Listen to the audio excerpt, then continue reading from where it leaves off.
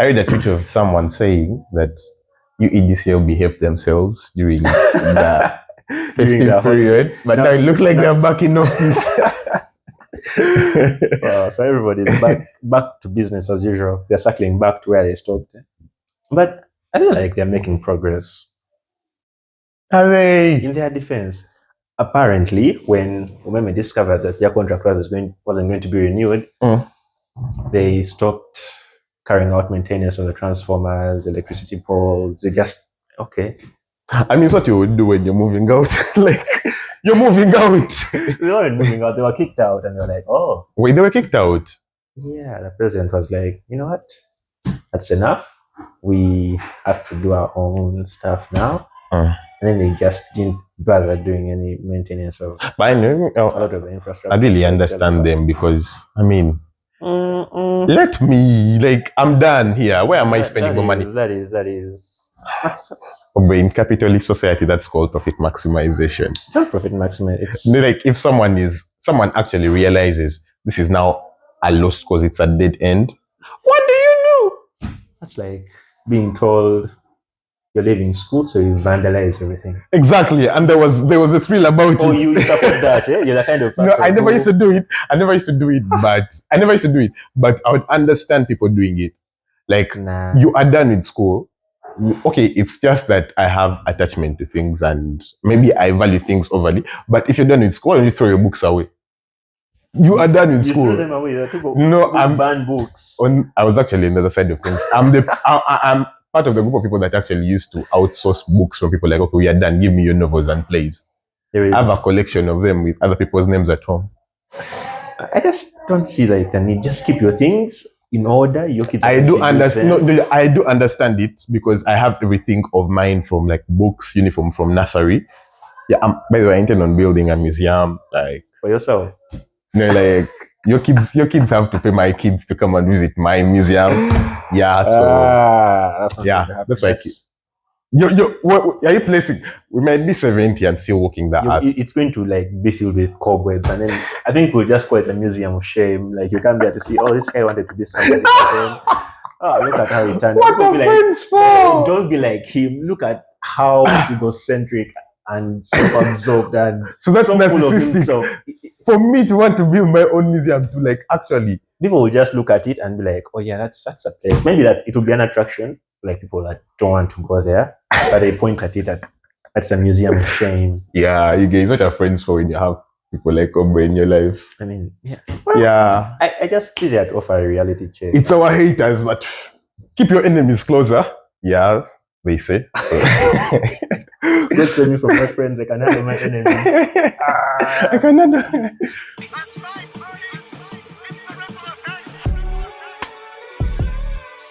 First things first, as you may see, the normal face is not around. Yeah, guys, first and foremost, before I introduce my co-host today, he's not a guest. Before I introduce my co-host today, I would like to make it known that the custom co-host, the usual co-host, is in his village. He is running for chairman. Chairman LC3. Yeah, Chairman LC3. And my shoes are massive. They obviously don't fit. Like I'm here, but you're floating. Success, whatever you're doing. Yeah, we are not. He requested us not to mention where he is running, but you can tell the period in which we are shooting and the reason. Like we don't have to explain. Once we tell you he is running for a position where he comes from. Yeah. But you have to pause, just call him. Apparently, he's uncontested. Apparently, I don't know how. The other guys got disqualified. That's aura. He stepped in and was like, yo. Everybody was like, and the guys were like, yeah, heavy papa indeed. Anyway, guys. Did he tell you what campaign platform he was moving on? He did. What's his promise to the people? He just told me he's protecting. He did not verify what he's protecting. Oh. Yeah, he's running with a slogan of protection. But say no more. Yeah. Bro, I'm done. This is this. But honestly, I am your co-host, Chelsea, And from my left, I have been joined by Aubrey. I'm happy to be back. It's been a while. Rusty, but yeah. Yeah. Guys, Aubrey has always been around, but not on camera. He is like the guy that does the work you don't see. You get like that techie guy. Yeah.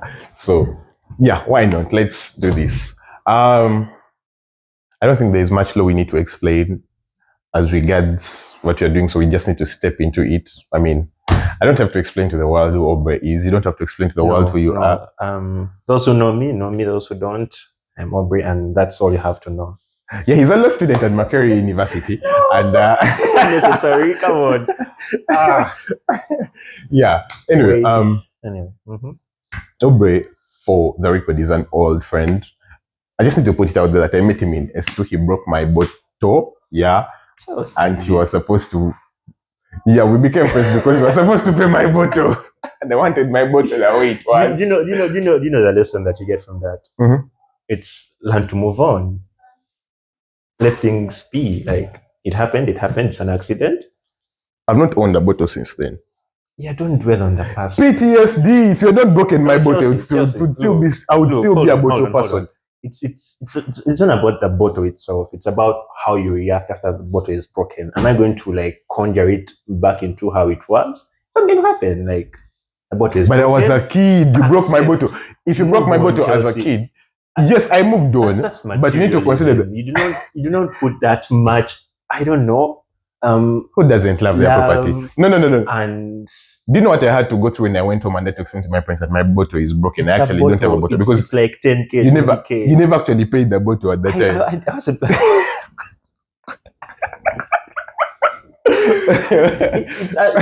If it were a gift, if it were an anniversary gift, if it were a P7 success card, if it had a bit more sentimental value. So my hydration does not come at anyone point close to you. Are on the streets, in the shops, they're everywhere. It was 2016. What do you expect? Bottles were not on the streets. There was scarce back then. No. It's a bottle. You do not have to put so much sentimental value into it. It got broken. It was an accident. I didn't intend to do it. There was no malice. Do you apologize though? I feel like I still deserve an apology. Chelsea. See, it's 10 years. It's a whole decade. There's something I realized about society. I think I am the only one who has been raised right to apologize. People don't want to apologize. Imagine 10 years down the road, this guy has never apologized. No wonder I still have bottle PTSD. If you've ever seen me holding a bottle of an eye, I don't know. But Chelsea, 10 years, we are in 2026, right? And a bottle. So you believe whatever you did, and the grief I was subject to can all be nullified by time. Yeah. Even if you go to court right now, that case wouldn't stand. Yes, it wouldn't stand because it's nothing legal I'm trying to chase. Yes, but the thing is, emotionally, I am belabored by the fact that you haven't gotten over it. Yes. When I look at you, I see my bottle. That's a you thing, because I moved on. I know it happened, but I moved on. Kati, if it's a bottle and you're that attached to it, imagine if it were a phone. If it had been a phone that I don't know, threw down accidentally and the screen got cracked, a charger that got damaged by a current surge. In the spirit of moving on. In the spirit of moving on. In the spirit of moving on. No. Let's put this out of like the room. Let's address this elephant. But it's been 10 years. You think? Let's address because you're clearly carrying it around. Every time you look at me, you see that back of your bottle. No, honestly, I chose to deal with it like the way we deal with grief. It doesn't go away. Is that the only thing that you've lost in the last 10 years? That was the first thing I lost in school. That's how much careful I was. Call me fastidious, but I love to keep my things close to me. Hold on. Have you lost anything else since then? Yeah, but it has been through theft, not through damage of sorts. Damage was an accident, Chelsea. If somebody knocked somebody on the road and it was an accident, you do not hold it against them. I just recall for something. life. I just recall something. Yo, shout out to Lule Kevin for being the mediator of this entire crisis. No, I can't forget. He used to be coming to my seat like every day, like, man, bro, Obre said so and so, such and such a thing. Like, bro, you didn't know what is so, bro, me and one man till the. I was, oh my goodness. Oh my goodness. Yo, but shout out to everybody that was a good time. That Mango is just good times, great times. Yeah. You know, I saw a TikTok and it was a bunch of schools. That one bro who cannot sustain a conversation without talking about their school, and you know, KCB, SMAC, what's that? Oh my god. SMAC, no, there's a Smask. Nah, the people move on so fast. there's a school in Chitovu. Mm. Chitovu, a bunch of like big schools, and then the last slide was Mango. What story like in Mango. That's what we wouldn't notice. No one. Like everything in Mango was so remote. Like you guys be going through your things on your own. Like what would have been a school-wide issue was like a 5-person issue, maybe plus another teacher. Anyway, But it was still a beautiful thing. It was still a beautiful thing. Like it makes you realize who you are in the world. Just a drop in the ocean. yeah, and then some people don't realize that until it's a bit too late. Yeah, so it's a beautiful thing. Shout out to everyone that we were with, that is there, that was there. But the whole point is you're not supposed to talk about it. No, okay, honestly. You don't have the bragging rights to bring the school out. No. Honestly, I just feel like I talk so much about my primary school and less about my secondary school, yet they all held profound memories. And for you. And yes, I mean... Does it change anything? Yes, it does a bit. If I talk about my secondary school, I'm reminded that, oh, it was a good time. It's like I talk about my primary school. It's like I try and talk about my nursery school. And how does your good time, what does it have to do with me? Yes, let's move on. No, today, okay. No. Right. Let's get into another podcast here. Okay, today we want to do like a deep dive into what we love, me and him. Yeah, and maybe some people out there, if you are watching this up to now, yeah, and we want to talk about what's going on in the world. Yeah, if you know us, if you know him, if you know me, if you know us and the relationship we've had, the back and forth we've had, are things we love to talk about. So, what? Don't jinx what I'm trying to do. Anyway, okay, starting off, this is yours. So I don't know what this is going to go like. So you're going to lead me on. Pause.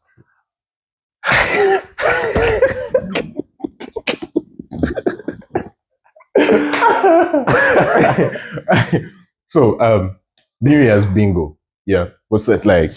Okay, so seeing 2025, yeah, a lot of wild things happened, things that we didn't expect. I don't remember exactly what. But there were a lot of things. So that happened. Syria, starters. Like 2025 was too much that every story covered the other story. Like it was really, every story overlapped the other story. But then we're now looking at 2026 and we are predicting, what do you think is going to happen this year? We have an election coming up in what? A week? Yeah, by the time this drops. And by the way, if you are watching this, I was supposed to start with this. If you're watching this, we still have the internet. Because we'll upload. I'm sure we'll upload. We'll have internet though.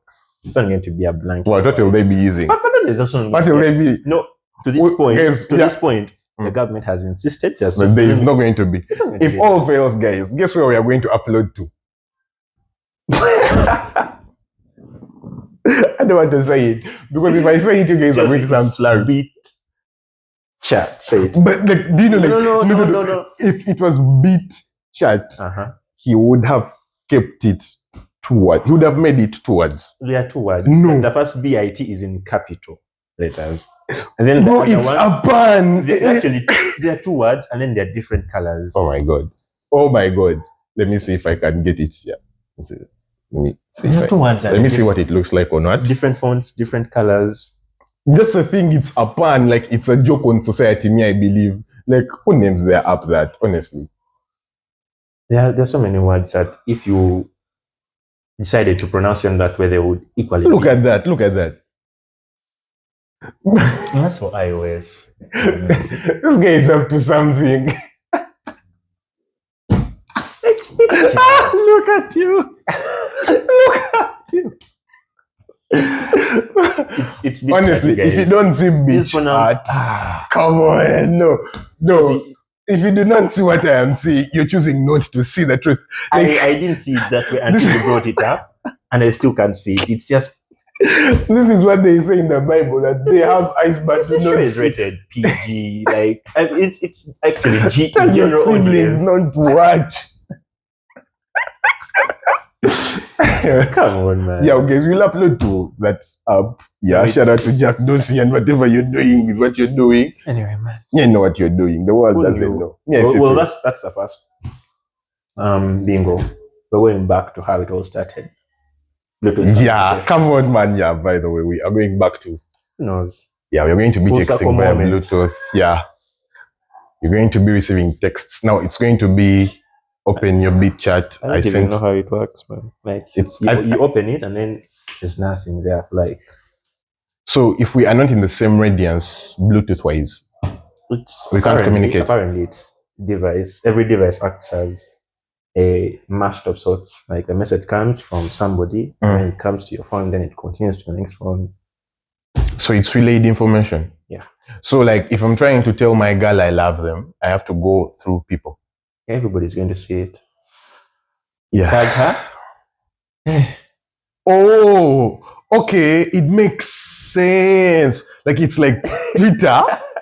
It's like Twitter. Like, I just have to tag her. Everybody relays the information through. Okay, this person will eventually see. It's like seeing a tweet. Like, the tweet eventually gets to you. But then there's like so much going on. Like, so many people texting and sending things. It's not going to be alone. No, you just go. There are no DMs on here. No, you just have to go to the search bar and look for I love you. Then you look for your I love you. Your username, what? Yeah. You look for your I love you. I don't think you're going to get to that point because the internet is going to be on. But I don't feel like we are going to. We will never. This is also part of the bingo. We will never also have better social media. I feel like we've picked social media wise. I mean, look at Threads. People are really excited for Threads. Who uses Threads? No one uses Threads, bro. No one uses Threads. If you use Threads, you are weird. I'm offended. You use Threads for what? You know this guy the director of Superman, James Gunn, the legendary James Gunn. He only uses Threads because he left Twitter. Guess what he is? Weird. He's not weird. He's the best comic book movie director person. What makes him that? Weirdness. What is this Threads? Honestly, who is communicating with Threads? You remember? You have Threads on your... No, I don't. Doesn't that make you weird? Nice. Okay, nice. You're naturally wearing them right now. Nice. Okay. What next? First, most important bingo. Who do you think is going to be president? Who do we project as president? Water is wet. Water is wet. 3 things are certain. Life. Death. Taxes. President. What else? Speaker. Word on the street is that DP president. But Mao enter the race and shake things up in the August House. Okay. It might happen. I really, honestly, 50-50. I do like him. No. I'm one of... Get to the bat. Get to the bat, because I can feel it coming. No. It's a play segment. I do like Mao. I just know that people do not like him because of what he is doing. But there is something about him I like. Oh, he has a charisma. Okay, though. He has this beat. You remember Beatrice in the City? Jasper? I don't know, I've failed to get Mao out of my Jasper vessel. Like, I always feel like he's running a Jasper. Like, do you think he's going to win or not? 50? If it's speaker, it's only going to be decided by a call, a meeting. We know where. And he's speaker. Well, that's my first thing. I feel like he's going to be a speaker. He's going to be the speaker. I have a feeling. Hey guys, And bingo you number never know, one. But then obviously there's the constant that is there, the incumbent, and then there's also her deputy. I feel like the incumbent is three-way. going to be given a bigger position. I think she's three going to being number she's going to get closer to being next in line. Let's not go there. Anyway, next. Second or third? Second, right? Second.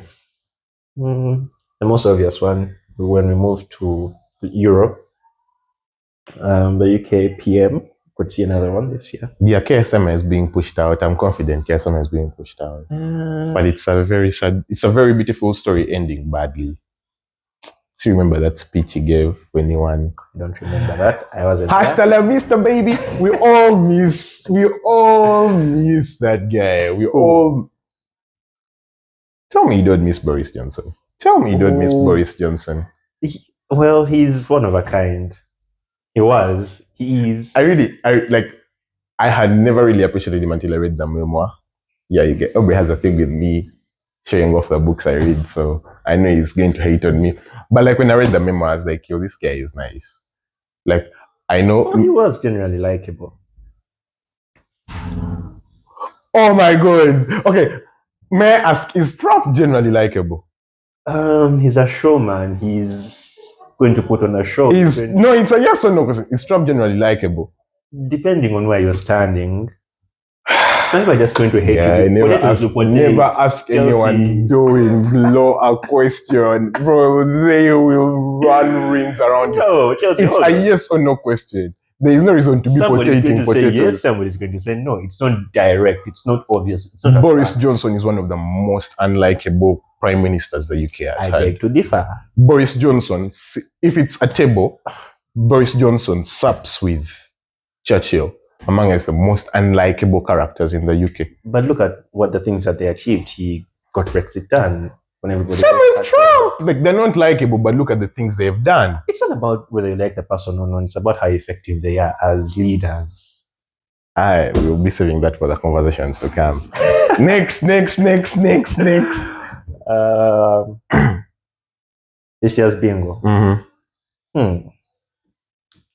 Midway through, we have the World Cup happening in... Who do you have winning it?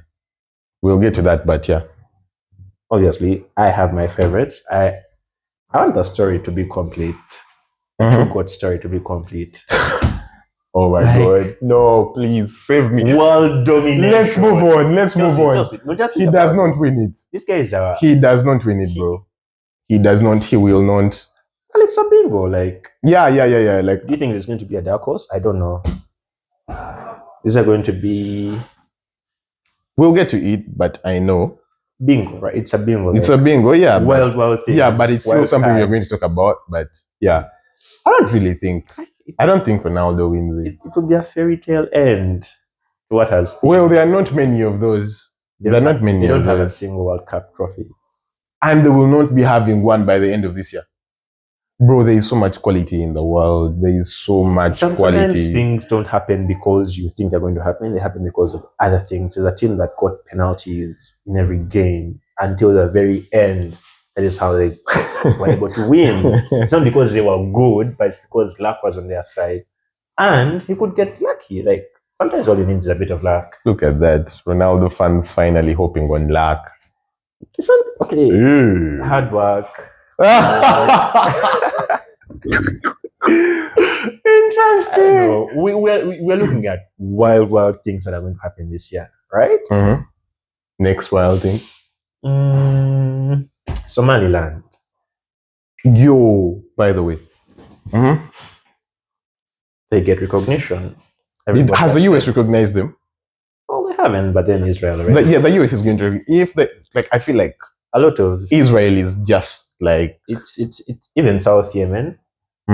It's coming out. There's a point in the Red Sea that is really close. On what is it called? You have Somaliland, on the other side. What is it called? There is a narrow strait. near the Gulf of Aden. What is it called? It's a D name. The Real Bala, is it? Is it? It's a strait, right? Yeah, it's like a little Yeah. point into the Red Sea.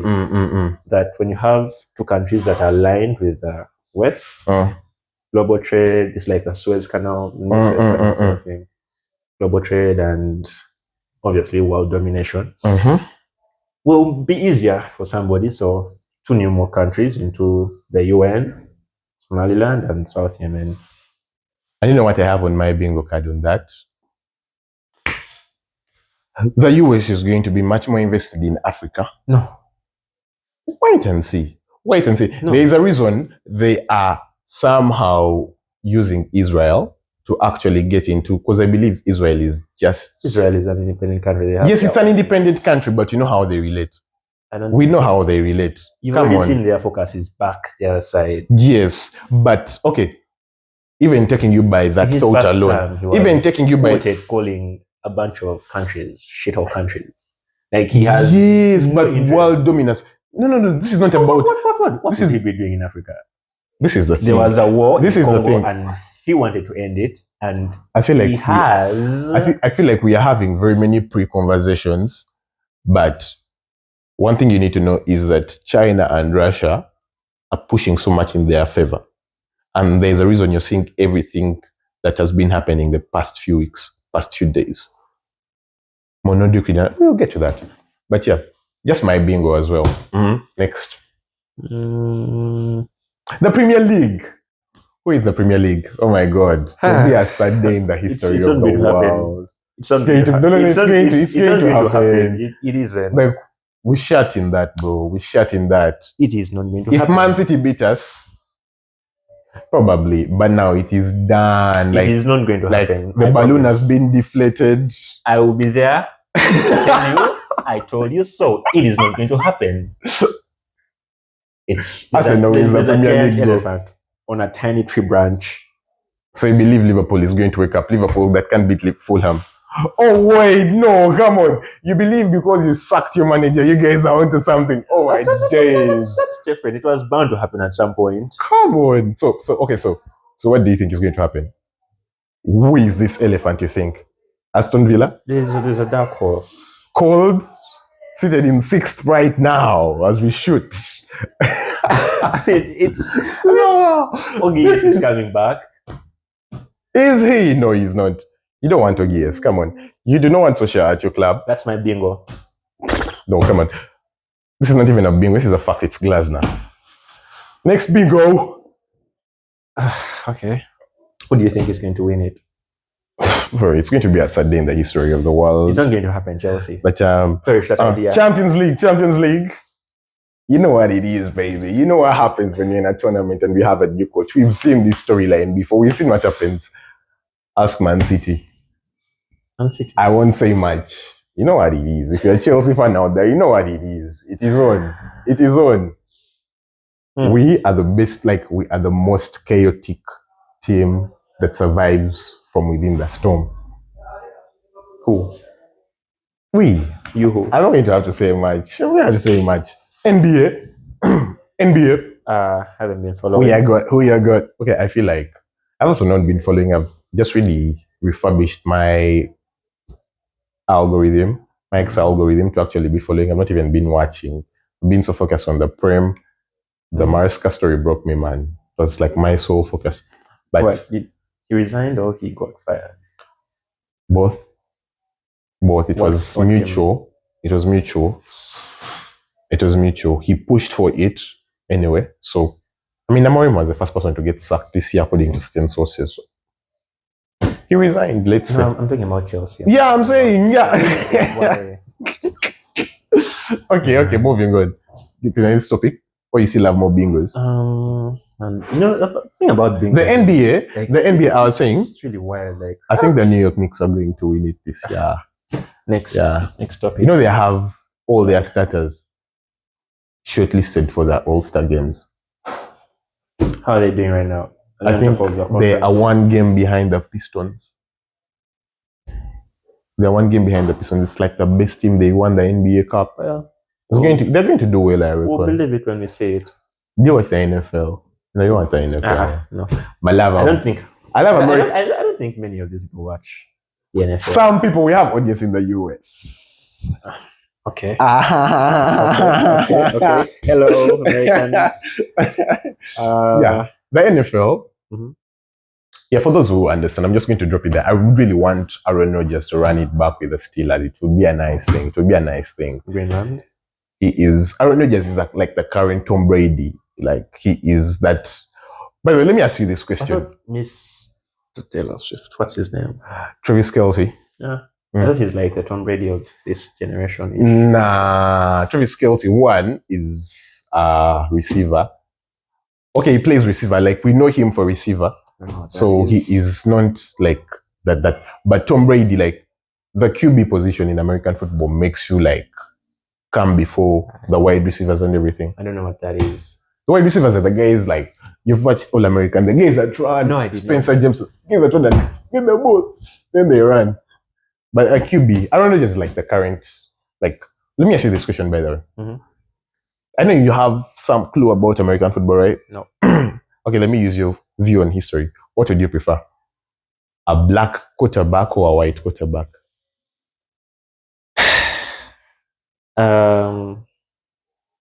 I'm black people are more athletic. Then when you have a white person doing something that is predominantly dominated by black people, you would think they're going to do better. So then, of course, the PR that comes along with being a white guy doing something that you weren't naturally predisposed to be good at. There are more successful white QBs in the NFL, though. I mean, the greatest QB in the history of the NFL is Tom Brady. Yes, it's Tom Brady. They call him the greatest sportsman in the world, by the way. In some spaces. Yeah, in some spaces, yeah.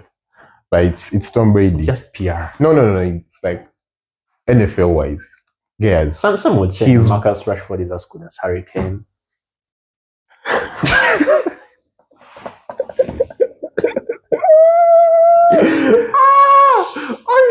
Okay. Let's move on. Let's not make very many comments on certain little things. But you get what I'm trying to say, right? Yeah. I get it. Yeah. Next topic. Okay. Do you still have bingos? I have, but Greenland. Oh, yeah. What happens Nothing is going to happen. What happens to Taiwan? Nothing is going to happen. I think Uganda's biggest content creator is what he should be going by. Kasuku was given the opportunity to host the president, though to engage. I think the president on his platform, the president was the host. Hospitality wise, welfare wise, but Kasuku was the host platform wise. So technically, he was the host because he was the one pushing the president to a bigger audience. Okay, there were a bunch of other hosts. Yeah, there was but the headliner, of course. Yeah. Well. Yeah, but a lot has been coming up. People were like, initially when he announced it, people were like, no, that is anti-progress as towards where Uganda wants to go, transition, change, and you should not be hosting the arbiter of abuse in the country, if it makes sense. Like you cannot be the one giving such a person a platform, given what Uganda is looking towards and what Uganda is hoping for as regards change, and what your audience looks like. That sounds like intolerance. That sounds like because I want something, because I don't want something, you should also not want that. If a bunch of people do not believe that a president is a good person to take the country forward, those people shouldn't, again, impose their will on other people. That because I don't want the president, you shouldn't want him. Because I don't want to work with the president, you shouldn't work with him. Right? At the end of the day, this man is trying to earn a living, right? He's just going to go So it's all about the money. Is it? It's partly about the money and about the freedom. We're in a democracy, the freedom to choose what you want. You do what you wish, right? That is what the man fought for, 40 years? Yeah, when he was a Gen Z, yes. And here we are. This is what we are doing in our prime while he was out there holding the guns and stuff. Anyway, point is, God! Suspicious activity will be noticed around your home, and you'll not wonder why then. no, the point is, let the man do what he wants to do. It's not like he's pushing the agenda. He was invited by the Fountain of Honor, the head of state. It's an opportunity everybody would. Then do you think we would go as a podcast if we're invited? as stakeholder, would you sanction a Dog Days invitation to the White House? Wait, did I say wait to the State House? Come on. I mean, White House you can say no. Come on. why not? I mean, it's just, why not? There's nothing wrong with going there, listen to him, give him your views. He listens. Do you think your views want to be heard My views. as a Gen Z with everything you have in mind? This whole campaign has been about reaching out. Would you to speak the your younger mind audience. in his face? Do I not speak my mind right now? In his face, come on.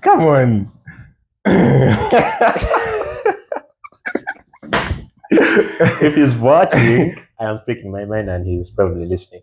Yeah, he's watching. Anyway. Okay, me my thought on that is, I feel like a better job would have been done.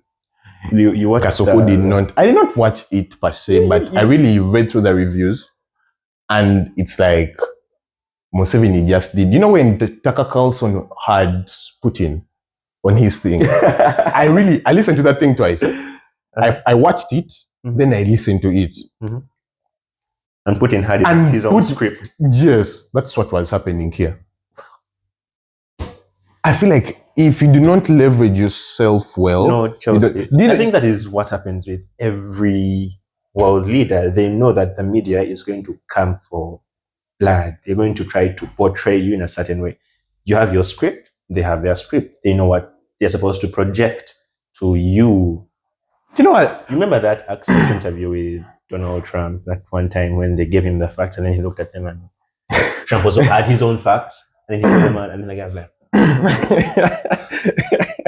you remember? So you have your own thing going on, but then the president of the head of state, that like he has a bunch of people behind him who are going to prepare, who are going to anticipate every question, who are going to have a reply ready for your questions before you even bring them up, and then they're going to have this well drafted, this well thought out, this well backed up submissions that they're going to give you and your audience, and you'll just have to accept. Because there is an agenda. You know what I mean by leveraging himself well? How? He should have said no to that interview. And no, hear me out. He should have said no to that interview and opened a door to have a sit down with him. Man on man. No.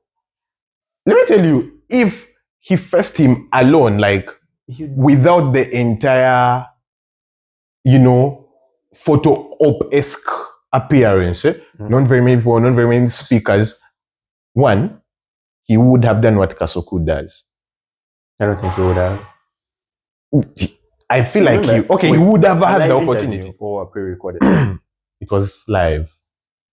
It was live. Okay, I feel like that's something that lacks in our. There's so many tools of moderation these days. Okay, maybe that's why I don't want to.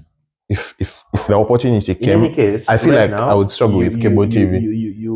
You give yourself a chance to be there. Then that little chance that you've given yourself to present yourself before the man, he notices you. Then later on, you can have the one-on-one. Right? You don't oppose straight away. Right? I still believe, as the biggest content creator in the country, you could have leveraged themselves better. They have been bigger people. There is no one that's doing content in this country. Right? Not right now, but before him. Before him, like? People who were bigger. Like? None, bro. Who has 200k subs in this country on YouTube? Who gets 10k views on YouTube in this country? Chelsea. Kasuku is what speed is to America. Speaking of speed. He's likable because he really no. Even speed is not that likable, but I mean, he still has. The sound bites are incredible. Yeah, that's the thing. And that's the thing about Speed. No one is sitting watching his streams, like, apart from like the recent ones. And speaking of that, it's what we are rolling on to. Recently, iShowSpeed, and not just iShowSpeed, by the way, there's another American streamer called Diggy. I don't know that one. Yeah, you don't know, but I mean, I represent the ordinary Ugandan in this context. no. Look at me as a lay Ugandan. I use my phone like any other person. Okay, any normal person. Okay, guys, streamers are guys who do what we do. Where do they stream? Create content, but they do it in the comfort of their homes. So they do it live, right? Yeah. So streaming just so happens to be the sort of thing you do to record your entire day. You get? Mr. Beast. Yo, Mr. Beast is also a streamer. I don't know. Is he? I don't know. But that's what they do. So they sit down and maybe record themselves playing games, arguing. Okay, well, what I know is it's always live and there's probably a video game going on, right? Not always. Sometimes it's just a conversation. Live. Yeah, it's always live. This could also be a stream. Yeah, this could be a stream. How many of you are willing to watch this live? People have told me we should do a live, by the way. Yeah, but that's what they do. 2 viewers, 2 hours, and you're like, bro. You're here to eat yourself. But the thing about this whole Speed thing is that, okay, Speed is a streamer, so he came to Africa, did the gigs in Nigeria. But what Speed is doing is so much an eye-opener to the content creation, and just not the content creation scene, but tourism at large. The argument is Speed is selling Africa more than 1, content creators of Africa, 2, tourism industries in the particular African states. Mm-hmm. Yeah, those are the main arguments. He was in China last year. Was it last year? Yeah. But no, look at the skeptics of it. Speed in China and Speed in Africa. Speed in China did more. I feel because it's 1 billion people there. You get, but Speed, it doesn't make. It's 1 billion people in Africa as well. In South Africa. In Africa. Southern Africa. Africa.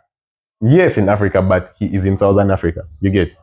It makes much more sense because there is Africa. Yes, but there is the thing about Speed going to Africa and Speed going to China is in China, he is the anomaly. In Africa, he is the slave kid come home. Don't do that. Honestly, yeah, it's what it is. It's what it is. No, it's not. He's of the African race, right? But then he has an audience before anything. Yeah. He has a huge audience on YouTube, Instagram, Twitter, everywhere. And that audience is mostly young people. Young people who grow up watching a certain kind of image portrayed of Africa. Of Africa, yeah. In the early 2000s, Africa was apparently, according to them, on their news and televisions, there would always be ads from World Food Program, UNICEF. I'll save the black child and whatever he's going through. There would be those ads and they're showing drought-stricken parts of Africa. But is that how those? Is that how TV anchors really? That is actually how it is. Okay, now me what is to slap me. People were begging for donations. Celebrities would be begging for donations to Africa. But was that like the qualification of like? That is how everybody... Like the TV speakers used to like, because one, they would always sound funny. Like, have you watched an old clip? It always comes off like that. I'm talking about like the 1980s or 40s. I'm talking about early 2000s. Early 2000s? Yes, until about 2010 when the internet became like a thing. Yeah. Because back then they would control everything that you see. Sorry, but well, these days you have phones, you have social media, you have YouTube. People actually now know what Africa looks like. When you show them a video in Addis Ababa, and you're looking at the streets, clean, green, electricity, you're showing them South Africa, you're showing them Nigeria, you're showing them Kampala. Like, oh. And then Speed is now reaching out to the young people who had no clue. You know, he is doing. Yesterday I was watching something somewhere. Mhm. An officer was into, and these guys were actually watching the YouTube stream, the YouTube live thing, and he was just engaging like cultural activity, Mhm. like the food. He was testing the So food. that is what they knew Africa to be. He was testing the food, the drums, and okay, it was like okay. I don't know if this is a bad thing or not, but like the Africans were dressed so African identity-esque kind of thing. That's what he. Is it good? Is it a good portrayal of us? Because it's still no. I Listen. see. So this is this is No, what you like refer as African portrayal okay, of like yourself. Supposed to be here in it Kanzu. shows. It sort of shows that we haven't hit civilization there. No. But then the video before he was drifting around, he was walking on the streets of Cape Town and yeah, but like our rural life is not that rural. Like people are not actually parts of South Africa where they're not dressing. Wasn't he in Lesotho or something? Yeah, I know it was in Eswatini actually. So there are those parts where they really kept their thing going on. Even if you go to the Batwa right now, okay, they don't have very distinct culture wear, I'm not sure. But what I'm saying is, yeah, there are parts of Africa that are actually proud to continue their tradition. The tradition, eh? When you go to Western Uganda, there are parts of there's some parts where you actually get a cultural display. People dress up in the shanana and what, and then they're hitting the long drums and stuff, and they're dancing, and well, that's it. If they just put on a show for you, and then they go on with their lives, because I don't think that's how they live every day. If Speed were to come to Uganda and you are the travels guy, like the guy that's in charge of his itinerary. Yeah, like where are you? Oh god, where are you telling him? Like, oh, let's go and see this place. This is a place to go.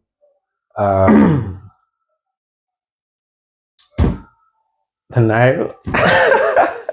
But it's like I swear that is our bag. Oh god. Once you're done with the Nile. And the Rwenzori Mountains. I think that's on the other side of the country. I was looking at these things and there was a lot of speed to people interaction. Yeah, there was a lot to do. But when you take Speed to the Nile, but he's going to interact with the longest river, Mahatma Gandhi's monument there. No, look, people know that an Egyptian thing for some reason. Which people? A lot of people. Those people. Wait, a lot of people. Come on. They know it for like Egypt. The Nile. Okay, the Nile. Yeah, when you hear the Nile, pharaohs, yeah. It doesn't resonate with Uganda. So you'd be like, hey, you guys, we have the source of the Nile. It begins from here, then it goes up. And that's first point. Markation Falls, the most powerful waterfall. I honestly went to Markation. Markation Falls is like the only place I've been to tourist-wise in Uganda.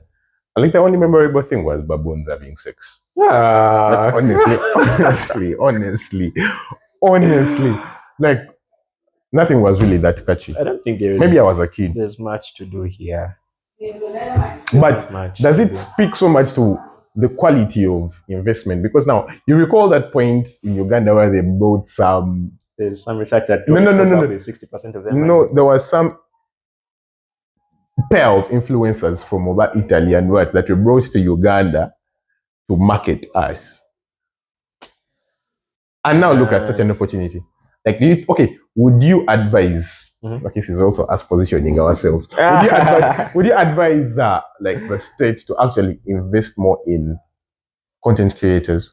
And because I feel like we could be a very nice mouthpiece for tourism. Because imagine we were shooting this episode on the bridge, like the Nile Bridge. Like, imagine they stopped transport and we did this episode from the Nile Bridge.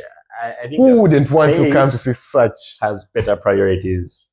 You just work on the infrastructure. What's the biggest source of income in this country? The biggest what? Source of income in this country. What brings in the most money? Could be gold, coffee. No, let's be honest. It's tourism, right? I don't know. It's tourism. I don't think so. Like after gold and coffee, it's tourism. So like all I am saying is that what needs to be done is, you know, when I assume when somebody's in North America, Europe, Asia, Middle East, Australia, etc. If somebody is there and they're saying, okay, let's go to Africa, right? The savannah, the lions, the elephants, the giraffe, mountains, but you're going to find that in South Africa, you're going to find that in Zimbabwe, you're going to find that in Zambia, you're going to find that in Tanzania, you're going to find that in Kenya. There's a lot of duplication in Africa. Eh? Like we all have the same things, right? Yeah. But then, like, okay, what else is that to be done? You're going to see paragliding, you're going to see yachts, you're going to see quad bikes in the sand dunes in South Africa and Namibia, you're going to see Ferris wheel and amusement parks in South Africa still. So most of the people end up going. You go where you can get so much at once. Exactly, because you want a vacation. You don't want to just be there in a car. Get back to your resort. Water, back to the hotel. Mountains and trees and hills and back to the hotel. And Kampala. And that's it. You want to have like the full experience of a tourist, right? Some people go to Dubai for that thrill. And when you come to Uganda, you just don't have much to do. Because, okay, maybe we try, like normal things, good roads, and then that's just about it. Amusement park, Didi's World. I don't know why it's called Didi's World, but... that's Wonder World. It died with Didi. How did you even get that name in the first place?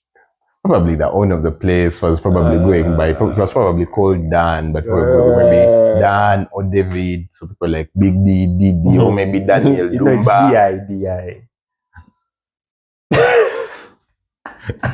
Maybe the owner's called Diana. Who knows, man? Who knows?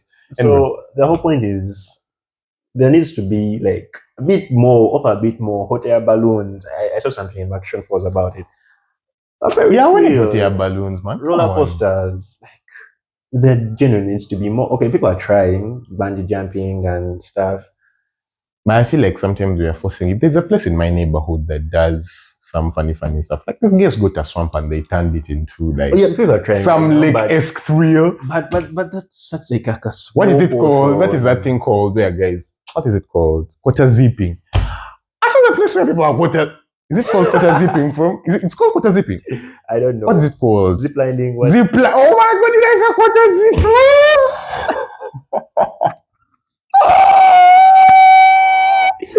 Quarter zip. I was wondering.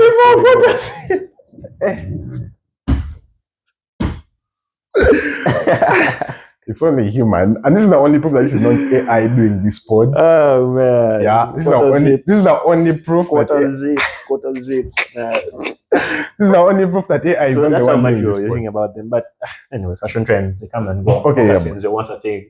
But okay, I like the water zip thing. It's like the only trend I can jump on. Like I'm not going to do damages. I don't do the gorgeous stuff. Yeah, but like, I want the place where people is zip lining. But it was a risk. First of all, the things looked close and close to the water. Secondly, this was a swamp. Why you want them to fill it up with like soil and put up an industry? Turning it into a recreation place was not ideal. That is the ideal, most environmentally friendly. Oh wow, you guys only likes to party at swamps. Guess what? We're talking about conservation and sustainable use of the environment. That is a brilliant. So a party, idea. No, like a happening spot at a swamp is ideal. It's not a swamp anymore. It's a reclaimed area. Guess what happens when rain falls? The water goes. Everyone is standing up to the soggy place. Like, guess what? Hold on. There is like it's not like a swamp with papyrus and. Yeah, obviously, but like I've watched this place since I was a kid. It was a swamp with papyrus. This guy came, got those big thingies, the massive Ferguson things. Sustainable use of the environment. Widened the places, gave this a lake-like look. He even calls it a beach. I'm like, bro, that's a brilliant swamp. Don't call it a swamp. That's brilliant. He's reclaiming the swamp. People reclaim oceans and they build hotels underwater. If somebody puts up a resort next to a waterlogged area, it's not a problem. Okay. It's brilliant. Okay, to close this up, do you think Speed would do for Uganda a great job? He would, and then he wouldn't do the work. No, like he would undo. Like, yesterday I was watching, and there were like 47M people watching. That's the entire Uganda. 47M people Really? watching. Yeah. Wow, that's. No, YouTube. He would do a good job, But then us. without a doubt, it would be us to undo. It would be us to damage that reputation ourselves. Because tell me why the military and the police and what are going to be so happy to, like, they're not even going to hide. They're going to beat up people on camera when the cameras are recording, and then you guys were violent, but then the Ugandan military is crazy. so people are going to look at. That's the only reason why he's not actually coming here. Wait, for real? I feel like okay, yeah, maybe like the timing of his trade. Yeah, by the way, because who would want to come to Uganda ideally with okay, in Africa is where Uganda has a reputation of being the place you go, not out there anyway. Yeah, so okay, they look at it and then the travel advisories, all those things. So it's us to undo a good PR that we have. South Sudan is actually a beautiful country. Is it? It's beautiful. It looks just like Kampala metropolitan. Such has been said about it looks like Congo, exactly about Somalia. Yeah, people say Somalia actually has good looks. It's like Zanzibar. Yeah, people say that was a comparison I saw as well. But then it's us who undo all of that with the fighting and the wars and everything. Mira our problem, innit? Anyway, moving on to the next. Would he have a good time here? I don't think so. He would. Come on. I feel like I already gave you the reason. Like the things that he's doing he's in Botswana right now. Game park. Okay, yeah, okay. Now, if he came from South Africa to Uganda, this would be a dollar place than South Africa. Exactly, but we just need to have a bit more infrastructure, and people are working towards that. Water parks are coming up. Amusement parks. I don't know. Anyway, I hope this is the year that we invest more in the tourism space. Add that to his bingo card. Anyway, never know. Rolling on to the next. Recently, in Caracas. In Caracas. The world witnessed something about 3 generations I've not seen. It's not unprecedented. I'll tell you so. I'll assure you so. The world actually saw America raid Venezuela and like a movie scene. Yeah, straight out of something that you would see. Have you watched The Diplomat? Come on. Man. Yeah, but it was a really diplomat-esque scene. Yeah, it was really like a scene from The Diplomat. Yeah, so Mission Impossible kind of stuff. Also, Designated Survivor would try and pull that off. Yeah, they would. Come on, Designated Survivor. When did they do that? No, like I'm not saying they did that, but given their plot and how they build up, they are in a position to actually. I've only watched 1 season, to be honest. But the way they were constructing things, actually, Designated Survivor would be better than Diplomat at constructing such plot. Okay. Yeah, but yeah, the Venezuelan president, Nicolás Maduro, the only one I have known by. So it is like the only president of theirs I have seen. Yeah. In my sober mind, because Hugo Chavez was also alive by the time I was a kid. But yeah, that's his mausoleum that was bombed. Hugo Chavez. Is it the one that was? Yeah, Hugo Chavez is heavily idolized in Venezuela. The party Nicolás Maduro runs under, is called the Chavistas. Oh, yeah, it's anyway like some cult of personality there. By the way, socialists. Anyway, so he was attacked in the comfort of his own home in the middle of the night. People were killed, by the way, in that entire event. And he had it coming for him. He was drugged to the US. Yeah, drugged. That's how you put it. Yeah, I'm speaking figuratively. Was drugged like. Yeah, I'm speaking figuratively. Yeah. Oh, he was. Which drug are you talking about? DRU or DRA? He was drugged. DRA. Okay. was dragged It was the whole point to of the them US. going there is the drugs. So Wow! Okay, that's a crazy part. He was drugged. He was drugged because of the drugs apparently coming out of Venezuela. And he is now in custody of the US and is going to be charged. he's in the same prison with Didi. And guess where he is at? Allegedly. No, it's alleged. Okay, He's being taken there. to, yeah. In the New York prison. Something Yeah, like it's oil but different oil, you know what I mean? Oh man. But yeah. So first and foremost, like, what's your objective view of this? Right, wrong? Are you fence sitting? Well, according to international law, Carry on. on paper, it's wrong. Yeah. Is it? It's no. I'll make my stance clear. I don't think it's wrong. It's very right of the US to go in there, slam Maduro's door, get him and his wife out, bring them to the US. For what? For the drugs? No, it's beyond the drugs. The drugs are just the face of everything. It's beyond the drugs.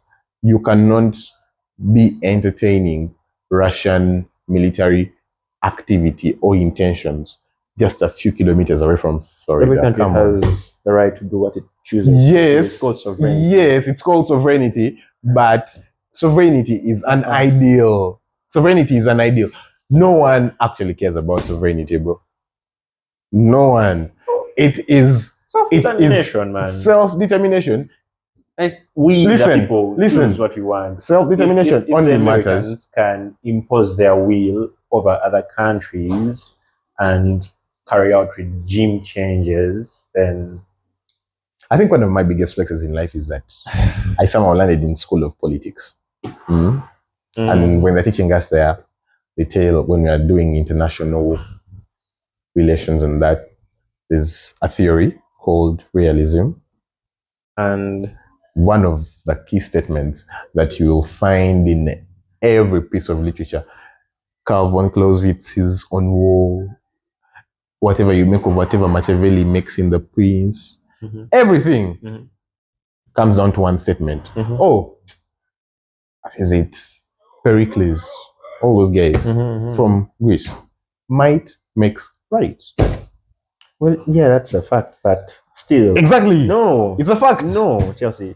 You do realize that when everybody decides to impose their will over other countries, it just descends into chaos, right? It is not going to descend into chaos. Some restraint. Because the guys up there are actually watching this and they are thinking, oh, you know what? When you see someone causing chaos, we will intervene. And they are policing us right. Now, if someone is going to try and superimpose themselves on another you sound like you're country, a collaborator with a colonialist. So the people who would be right now, there would be a sack. Rods.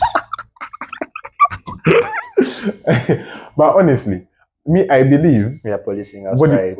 Honestly, oh my god, that is the most niggatry I've ever had. They are policing us right. Have you watched Boondocks? What's this guy's name?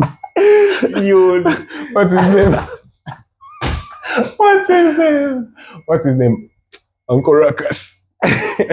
But honestly, okay, I just feel like this is a high stakes game. And we have no stakes. Like, the Venezuelans of this world have no stakes. The Ukrainians of this world have no stakes. Oh, wait, come on. When we're drafting this, one thing we agreed about is we are stroking Maduro with the Monroe Doctrine. One, do you agree with the Monroe Doctrine? No. You do not. Okay, guys, it's there. There's nothing to do about it. Is it right? Is it wrong? It doesn't matter. Guys, for those of you that do not know the Monroe Doctrine, it's a document that was signed in 1829 by President Monroe that came from a couple of events, and it involved the US trying to protect the Pacific because it realized it never had much leverage on the Atlantic. Yeah, I've read a whole book on US foreign policy. Of course you have.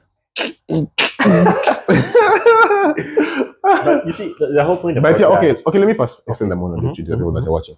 So in this, it's a piece of parchment, a piece of document that involved the US trying to make it clear that anyone that comes and interferes, I'm forgetting what happened, but there's a country that tried to involve itself with, I think it was France, with the affairs of Southern America. So what President Monroe did was make it known that if someone crosses the line and they involve themselves in the events of Southern America or Northern America, the events of within Southern and Northern America are the events of the USA. So if you involve yourself, you're directly involving yourself with America. You touch them, you will be touched. Okay. Yeah, so that's the Monroe Doctrine. Basically, whatever is on that entire continent, from Canada all the way down to Chile, is property of the US. Rightfully so, because these guys did not do any colonialism. This was around the time of colonialism. That is what they are revising. They're saying that our area of control is that continent, right? Because guess what? We are living through a new era of neocolonialism, where people are actually, where countries are multipolar worlds. It was the case before World War I, right? The world had gone multipolar. You had Germany trying to be the broker of what Britain and France wanted to do in Africa.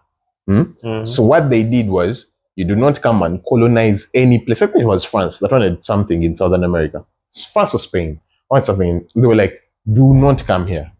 You get, this place will be sovereign and will be, the events that will be determined by us. What I'm trying to say is they're focusing on that continent, right?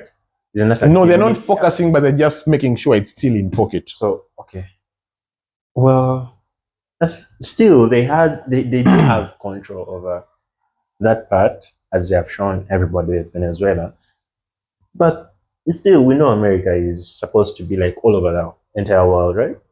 So if they're saying that, okay, our area of focus, we're making it known to everybody that our focus is on our continent, north and south, that's a diminishing of their global power. No. Okay. Russia is going to say Europe. Look, this is the thing.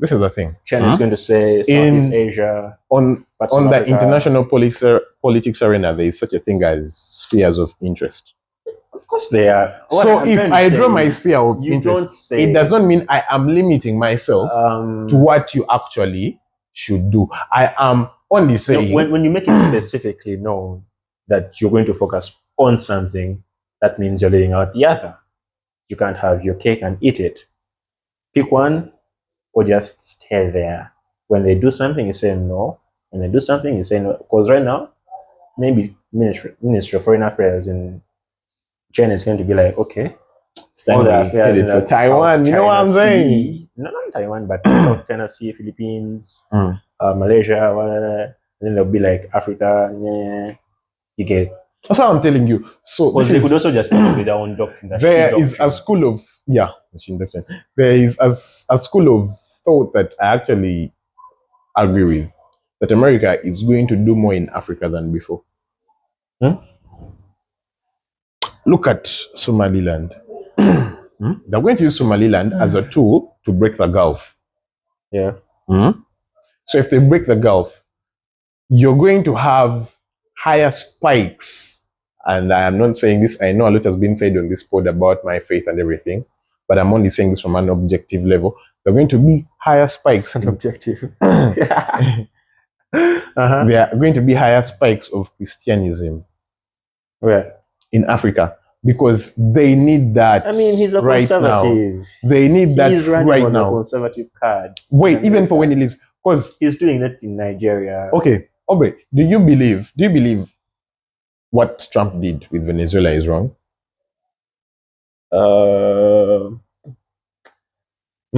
Okay, I've seen clips on the internet where military vehicles run down citizens, and that's wrong. I've seen people write in Spanish that soldiers were at a military base and they were shooting at students. So I've seen people claim that their friends and families and members of some political parties have gotten imprisoned. That's the Chavistas that are doing it. Yeah, so when people get a bit of relief that the person who was overseeing all this happening has been removed, like, oh, well, good for them, right? Yeah. But legally and generally acceptable norm is that change should always come from within. Okay, now It let doesn't me come from let me out. engage your lawyer. You do instinct on not. this. Let me engage that. Kenya Let me. does not go to Rwanda and say, you guys, you know what? You need a bit of freedom. You need to be more lively. We are going to give you some Gen Zs to do something for you. That's not how it should work. Yeah, join the chat. Do you know? Do you know what he did to Uganda in '79? I know, but Exactly. but the people within were agitating for that change. The people within Venezuela were also agitating for the You change. don't know that. Oh my God. I think it was from when handful. People in the no. It's Aubrey, always known. People in the urban centers, people in the cities are always going to want freedom to do Venezuela voted last year. And they had a funny crisis. Which was? I am confident it was last year, if it wasn't this year. And they had the election, and I think it was last year. And all eyes were on what Maduro was going to do, how he was going to handle the election. If it was not last year, it was during Biden's term. I don't know, I recall it as last year. But the memory is so fresh in my head. And remember, Trump had slapped sanctions, then he removed them. They have been having some rag and tag. Yeah. I'm trying to recall, right? But in all this, people in Venezuela have always been agitated. They were against him. They knew he was going to rig the election. And before, that is propaganda. The first time I knew of Venezuela. Anti-communist propaganda. The warmth of collectivism. Oh my God. Oh my God. Oba is expressing himself for who he is. No. Look, people do what they want. Like if they he is actually rigging elections in there. I believe so, because if people are letting him rig quotes, then people are letting him rig. Wow. This guy believes in democracy, but he's a socialist. Whoa. Come on, man. Okay, it's an agenda that is being pushed. Okay, but honestly, even in Uganda here, people are going to tell you the competition between NUP and NRM is real at the presidential level. But then when you come down to the lower levels, people are willing to do everything for NRM or love the party. You cannot convince somebody out of a city, say 20, 30 kilometers outside Kampala, that vote for the umbrella. And be like, but then we've had so much comfort, we've had peace, we've enjoyed the gains. You cannot hence you protect them. And then there's somebody elsewhere who's going to say, no, we need something new, we need change, we need that. And the competition is really, really, really close. So much as some people are going to agitate and say, hey, you guys are rigging, you guys are doing all these sorts of things, I think people are going to be like, no, nothing is wrong, you're lying. We actually support the regime, we love the president, we love the party. And that is how it is. People in the city are saying this man was rigging the elections. But then outside the cities, outside Caracas, in other parts of Venezuela, rural areas, people are there, people love him, people support him, people are willing to do everything for him. Even when he has taken the following morning, people in the streets are saying, guys, no, those are the Chavistas. Because every party has backing. Don't believe the minority can come and just get some cameras. TV. Just don't believe everything you see on TV, but everything has a meaning. There is a reason every sentiment is being projected onto TV. For an agenda. They were manufacturing consent or whatever. Aubrey, if you believe it's legally wrong, do you believe it's legally right for Biden to put a $25 million bounty on? They could do the same for Putin. No. We are now looking at ideals, because everything legal is an ideal. In context. Yes. And I'm telling you, just because he had a weak military, and a few voices of dissent were given a platform to be aired out, doesn't mean that he was evil, right? No, you said, okay, I want to engage you later on that, but I want to get it from somewhere. You said whatever is being done by Trump is legally wrong. On paper, yeah. On paper. There are agreements, there are charters in the UN, there's so much. So if Biden, when Biden woke up and put a $25 million bounty on Maduro, US law, they can do it. Yeah, so, okay. And international law is basically about consent. If I don't consent to it, which I think they have reservations, they have a bunch of clauses through which they can wiggle around and use their will to do something. They have the NATO, they have all those agreements on their side that support their case and their cause to apprehend him and bring him in for questioning and all those things. So whereas on the international stage, it is largely optional, by the way, they can not do that. Domestically, according to their own laws, they can. That is how you have, what's that, Guantanamo Bay, where you cannot torture somebody as a country, and they are part of the Convention Against Torture. Yeah, so they had to go to, is it Chile? Where is it? Where is Guantanamo Bay? Cuba? They say it's not our country, first of all. It's a special military operation. We're going after terrorists, so we don't care. It was emptied. It was emptied. You cannot impose humanitarian law in a foreign country, but then in a foreign country, you own the base. It was emptied, though. It was emptied. But okay, so I feel, okay, for more context, there is, I'm forgetting, primary school. It was a primary school year between 2009 and 2015. Someone, okay, knowledge of where Bin Laden is leaks. He's in Pakistan, whatever. Infiltrate Pakistani space. Go commit an assassination on Pakistani land and come back. That is okay? Yeah. Because he also... Wow! No. How come? When they flew their planes into the towers, they did that. You see how you're justifying evil? Okay. No, was that okay? No, Chelsea, tell me, was that okay? It was not okay. It was not okay. It was not okay. Same thing. But the thing is, they did it. If you are willing to do such a thing, then why aren't you willing to actually raid another country, one that is entertaining all anti-USA sentiment? There was one that actually... But there are so many countries. Russia was in Venezuela, China was in Venezuela. And on top of that, Russia actually rid Maduro of his Russian security detail and left him with, guess what? Wagner security detail. In other words, they knew of this operation beforehand. And it's like a third-tier security company. They knew of this information beforehand. You get? Yeah. So, if they left, because America has, I think it's something with the Bering agreement or something. Let me see. Where you tell somebody. Let me see.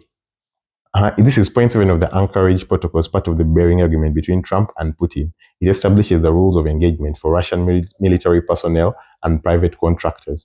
Former Wagner Group, now part of the Russian Expeditionary Force on Venezuelan territory. Here's a text, point 7. Immunity of technical and training personnel. The United States undertakes not to target by kinetic or electronic force the perimeters officially marked as Russian training facilities.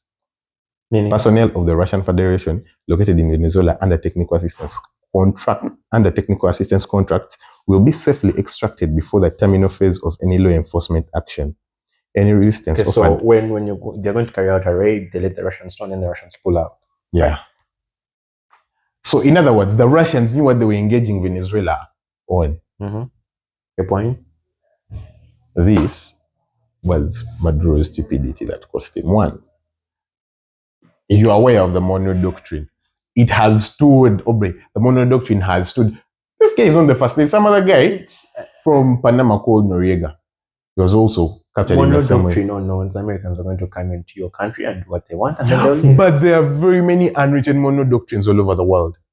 Well, theirs is kind of... Why did you take part in World War I, World War II? Why? Because there was a monodoctrine of sorts all over us. How come the Cold War. Why? How come? monodoctrine cannot work in the Koreas?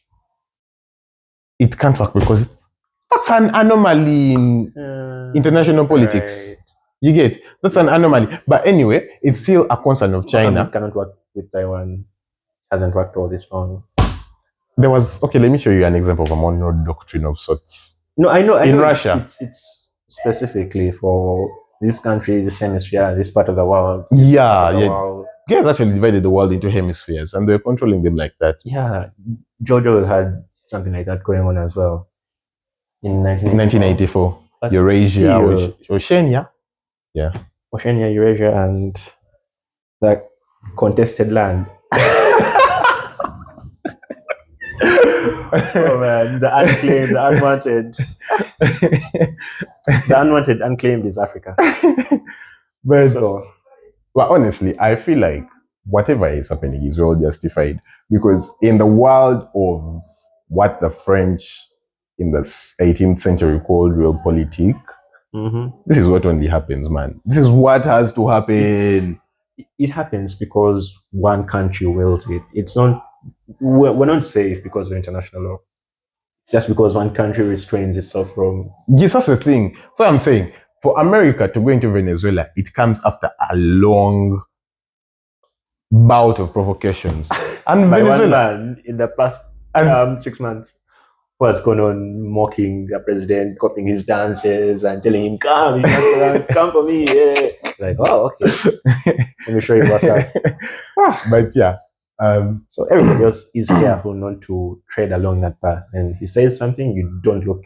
You know, when he says, let's do this, and then you try to retaliate, it ends up worse for you than it is for him. So well, he had it coming for him. Exactly. I can't say he deserved it. He deserved it. I don't think he did. He was just being... Okay, do you believe in that drugs? You know, remember when he used to... Why do you keep calling it the China virus? Because it comes from China. Because it comes from China. Ask China. They didn't retaliate. They didn't say anything. There's always going to be that. You put on a show for other people, make them happy. When the president says UPDF can defeat them on land, he's not saying it for like a political statement. A political dance. So really, it's people are always going to say things and make claims or trade just as they can be, but that's just it. You do not take them out and make a reason for it. But still, there was like good grounding for the attack. Because honestly, it is America, it's the USA, it's a multipolar world. This is a world of hegemonies. What do you expect? We all blamed Russia when it ran into Ukraine, but it was justified. It was justified. Like, no. I am not going to be on one side of the argument and then switch when the argument is actually switched. I have read bits of Russian history and they are good arguments. My argument is, if a country can exist, whether it's dysfunctional, whether it's a mess, whether it's a wreck, the other countries you can... This guy. Okay, I believe there's going to be change in Venezuela. It might not be for the best, but we've seen this before. This is not the first person to raid another country. Bush did this. Bush Senior did this. He's not the first person, so there's no news. It doesn't mean it's okay. No, there are things that are going to happen at home, and you're like, why did mommy do that? Why did daddy do that? Yeah, so much for mommy and daddy in America. But yeah, like you're going to question the occurrence of these things. But it's only normal that they're occurring. Well, because they that have power, look, just think of things. Something has been normalized doesn't make it good. And just because we are living in a world that's preaching ideals does not mean that the world is going to be run by ideals. The world is forever going to be a real place where sentiment exceeds rationality. If someone feels a certain way about your country, they are going to come for your country on just a bout of sentiment. They sit with themselves and like, okay, yeah, let's go for them. What is good for one person is not going to be good for another person, right? That's assuming that you're going to have the same principles across the entire world. When I say I don't like the capitalist, it means I don't like the capitalist.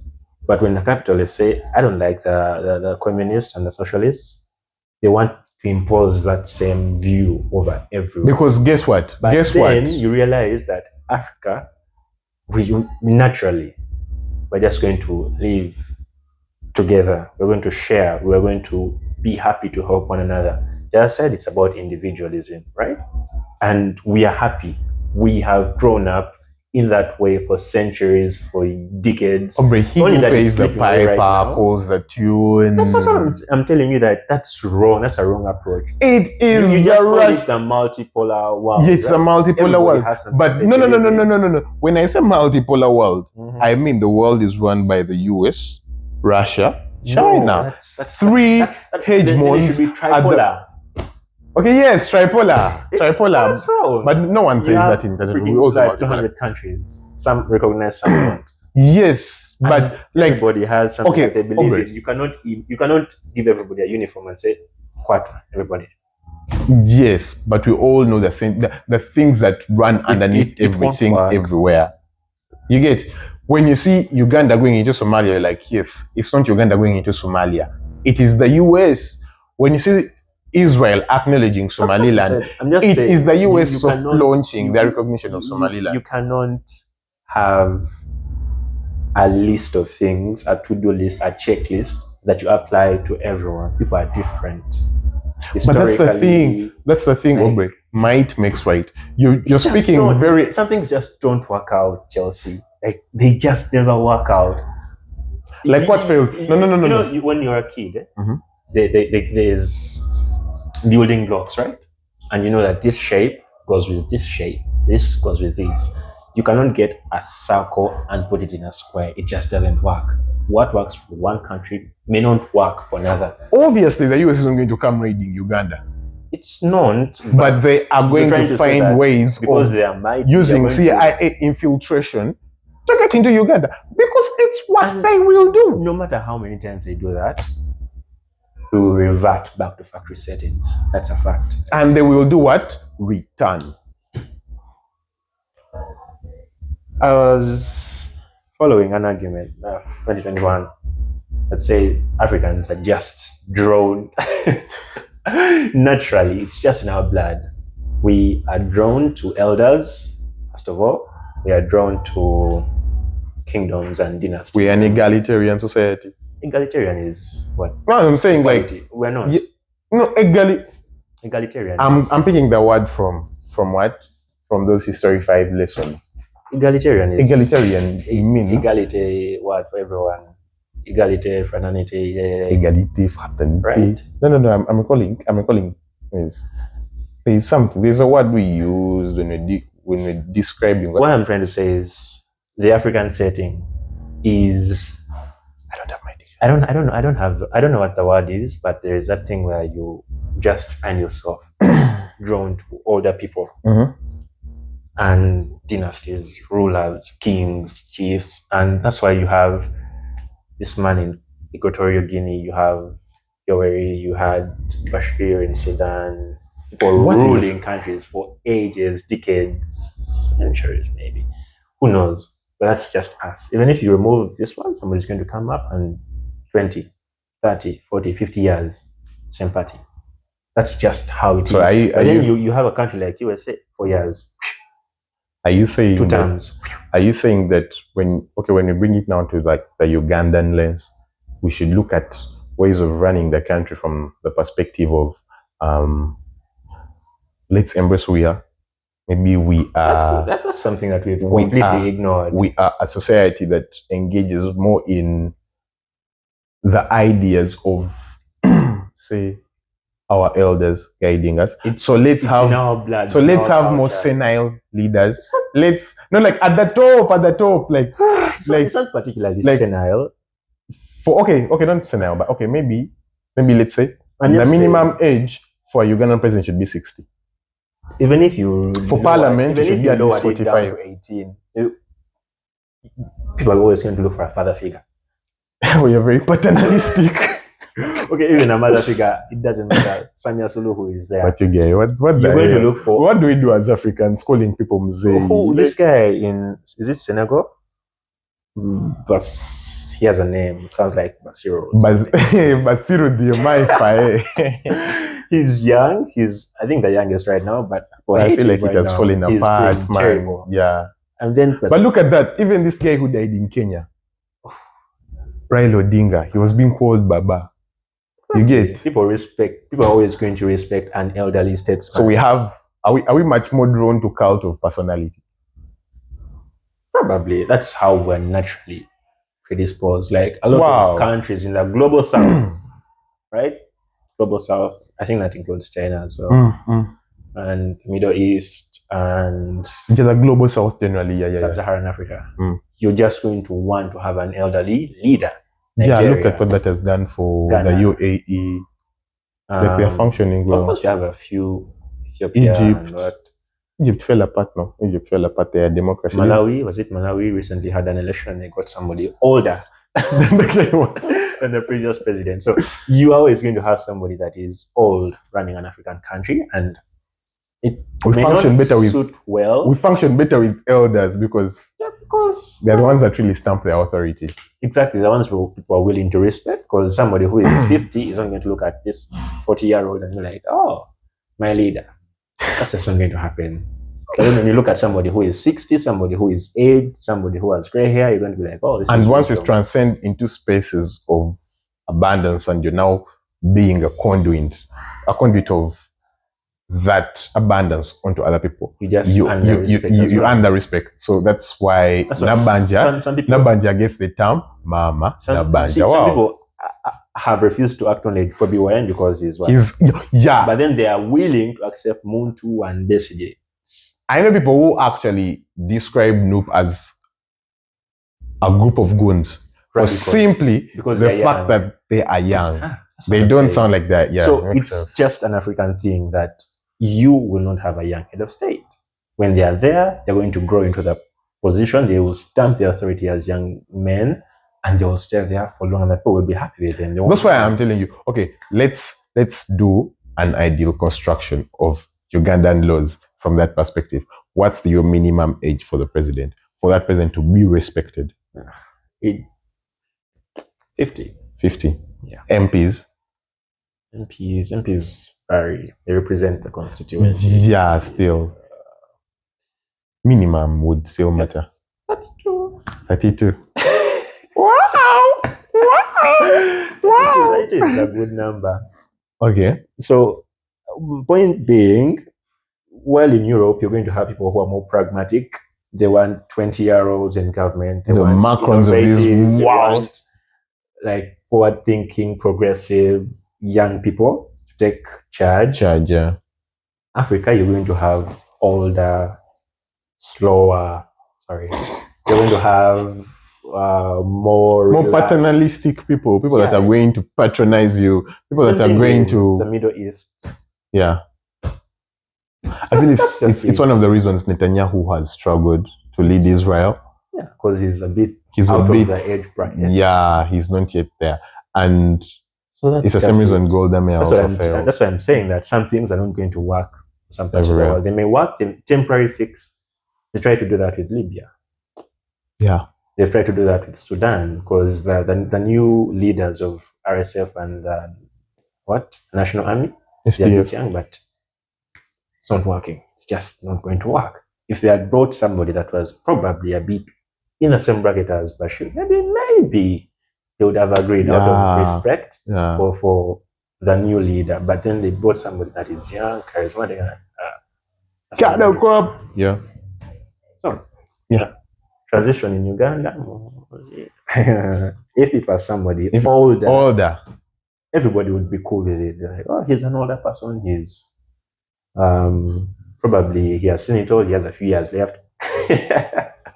I'm thinking of Zimbabwe, right? They had Mugabe out, then they got Mnangagwa, and he's old and everything is calm. But if it was a young man, South Africa had Zuma, and now they have Ramaphosa, and Ramaphosa also looks like a Zuma. Yeah, same age bracket. So that's just wow.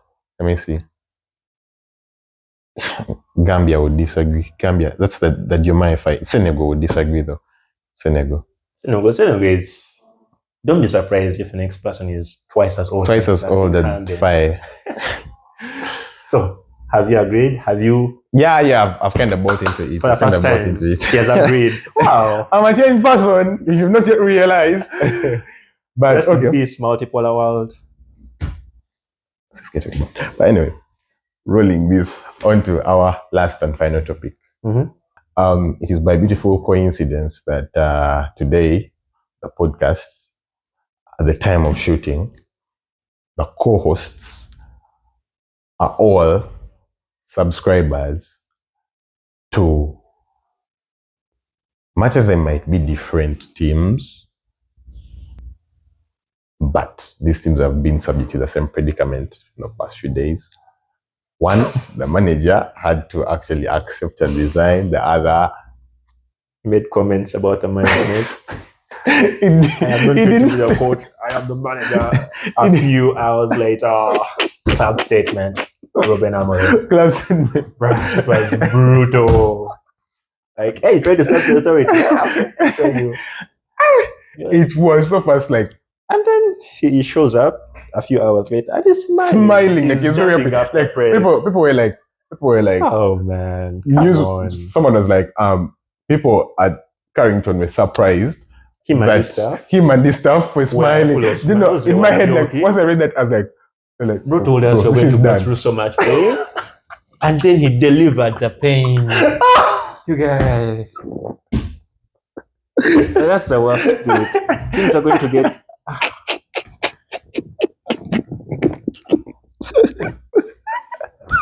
He kept his promise, man. But when all is said and done, I am of the view that Ruben Amorim is a good coach. It is just the establishment at Man U. Ineos failed Amorim. It did not. I was one of the people that he failed himself. How? Sabotaged himself. Like, you have good players and you're blocking them out. Minor, Rashford. No, if you get into a club and you feel like you're going to now, let me tell you, stamping the authority. Yes, you have to stamp your authority, and it sometimes doesn't work, sometimes it works. No, look at his strategy. Go into the press, say things about your bosses. That is kind. Try to change your job description. I will remind you of 2016-17, I think, or 15-16, when Chelsea won the Premier League. Antonio Conte. Never forget that season. We slammed you 4-0 right from the first minute. We were at your door. Boom. 4-0. Pedro goal. First minute. Fastest goal that season. Recall, so it doesn't really matter. Yeah, your memory is weighing so fast until we are now talking about the biggest team in the world that we've won. This is when I used to do exams, man. But honestly, that season, one of Chelsea's key players was Diego Costa. Was it? Yeah, I think that's the season Chelsea won. They shipped him off to South America. And no. When Chelsea was done winning, all good vibes. Guess what? Antonio Conte texts Diego Costa and he's like, bro, your services are no longer needed. Guess what happened? This guy had to bring back the club car, park it, and everything. And it was in the media. Off the back of maybe a 19-18 goal season. You have the right to push out any player you feel as long as they don't fit within philosophy. No, Rashford, I tell you, do not do this within this period of time to the game. Why are you doing it? What are you trying to say? I have no authority at the club. Simple. That's right. So I feel like I have no comment on this matter. The team failed Amorim. Because when you look at sentiments prevent me from speaking out. If you look at what Amorim was doing with you guys, I feel like he wasn't doing anything. He wasn't sixth. L You're L sitting L D sixth. L L D L D L D L L L D D D. No, honestly. Okay, Then one win. to be Lose, you draw. know that money fan win, that had lose, kept here draw, win, lose, waiting lose, for draw. consecutive wins to chop it. Guy was on a streak. But I really feel like Amorim really tried his best. It was a scam. He joined mid-season last season, right? It doesn't matter, man. He joined mid-season last season. I don't even know. He had a cup final in that season. He might have lost it, but he had a cup final in the UEFA Europa League. It's Man United. We're going to get to a final, obviously. Please do get to one this season. Please do get to one. We haven't started FA. Oh my goodness. I will not remind you of what Carabao did. I mean, of what Grimsby did to you. I think you're out of FA, aren't you? I don't know. You're out of FA. I don't think we are. That was because Cup. No. That was Carabao. FA normally begins in the second half of the. Yes, for the other clubs, but for like people that are like Cup. 14, 15. That was League Cup, Chelsea. Come on. No, let's check. Started? I don't think it has. It let's hasn't. Check. EFL Cup second round between normal time gives be 12-11. Yeah. But I don't think you win the FA. thought process is so exhausting. Bruh. No, I don't think it's FA though. I mean, I don't think you win FA. I don't think you win FA because it doesn't matter. Honestly, bingo. Honestly, 2026 bingo. I feel like Chelsea wins Carabao and FA, like, and the Champions League, like we do a treble. Okay, let's talk about the sackings. Let's start with the Maresca one. I, for one, was hurt. I had hope, really good hope. But Maresca switched on us. It is not the club that changed, it is Maresca's stance that changed. Right. Yeah. So, yeah. What are your views? On what? Do you actually think Chelsea would have gone the distance with Maresca? Yeah, I've been broken by football. Like, I have not been following anything. No. It got to the point when I open my phone, I look at the notifications. Man United, I close. I am sure as hell when I open, it's going to be 1-1. The last game, Wolves, opened again, goal, somebody. Leeds, open, somebody else scored, close, open, 1-1. Like, I recall that feeling, and it's the reason why it has been going on for I pushed soccer under years. Not 10 years. You guys there's sometimes when you under Van Gaal, you guys were actually a thing. No. Under Mourinho, you guys were actually guns blazing. New manager bounce. It's a real thing. You win 5 games, you draw some, you win most of them, and then the second season, things fall apart. Rinse, repeat. Isn't that what happens at every club? No. Some clubs just like City. Oh my days. City that cannot beat an under 21 coach. Aston Villa right now. Aston Villa that cannot. No. Aston Villa, by the way. Just that they don't win anything. But they've been good consistently for I don't know how many years now. But this season they will win. They will win the Premier League. Yeah, they will win the Premier League. It's going to be a sad time for sport. I will be there. But honestly, I feel like soccer, okay, will get you like really feeling bad and all that. But it's a beauty of it. Those feelings. Like, I've had points where I could not acknowledge Chelsea. 11 managers, Chelsea. 13 years, what? 13 this year. 13, I have a friend. He's called Benjamin. When we're in P7, I promised him Man United will never win a Premier League in the next 5 seasons. You told me that story before. And goodness me, we are in tier 13. But then we've won other things. Like Europa, FA, and that is all. What has Chelsea won in that period? Audi Cup. You know, Chelsea is the most successful club this century. Asia Cup. What? Rock Boom Energy Cup. Premier League 8? Something that was in the US. Those friendlies. Series. Come on. But okay, I feel like when you look at it, it's okay. Okay, let's look at it from this perspective. Where do these changes leave both clubs? Does Man U get better from here? There's a bit of resurgence, obviously. It just happens. No, you've seen this before at Man U. Yeah, it happens. Like, you have Resurgent United. What's your next team? What's your next game? I don't know. I don't care. I don't know if my data will still be on by the time I'm done opening the Premier League app. Let's see. That's going to. Let's see. Next Chelsea, fixture. it doesn't matter. Okay? It really matters. It really matters. Oh, the Fletcher guy is in charge. Let me see. Your next game. Your next game is Burnley away. 1-1. Burnley away. I think he wins the game. A sure draw. I think he wins the game. Wins the game. He wins the game. You beat Burnley. You beat Burnley. Point is, until maybe one day the manager will crack the code and yeah, we'll be back. But for now, who is your ideal manager at Man United right now? It has to be a proven winner. There's no proven winner that wants to come to your club. Excuse us. I mean, Mourinho was a proven winner. When? Ruben Amorim, before he came, he was a proven winner. A proven winner of what? The Portuguese Cup. Please, come on. By the time Mourinho was at Chelsea, he had the Champions League in his bag. Are you aware? That's what I'm saying. That is a proven winner. No. Proven winners have dictators. No, when you tell me proven winners, you're telling me Ancelotti wants to leave Brazil to Everton and it didn't work out. That was the end. He was not yet a proven winner. He was not yet a proven winner. He was just a guy that had won some shit. Okay, the one that everybody would love would be Zinedine Zidane. But please, if you get Zidane, you guys are going to make, you will turn Zidane CV. I mean, because trust me, he had super teams all that time. What is that you're going to give him to deal with? There's Xavi as well. There is this guy at PSG. Enrique, by the way, Enrique could come because I had. It really doesn't matter. I had a good coach. I believe Enrique. Under 3 years. Enrique can polish you guys up. Yeah, okay. They will be unemployed. No. Enrique would do something for you. Though I believe Glasner is the best. Doesn't matter, man. It really doesn't matter. I don't care. We chose this topic. We chose talk about football. You know when you actually said we talk about football. I did. You do not care. Yes. I did. What? Do you want me to show you text right now? I don't know. The World Cup. Okay. Ronaldo winning. Okay then. Fairy tale ending. He retires. Yeah, we are moving on from that because this guy is a bad Man U fan. So let's talk about the World Cup.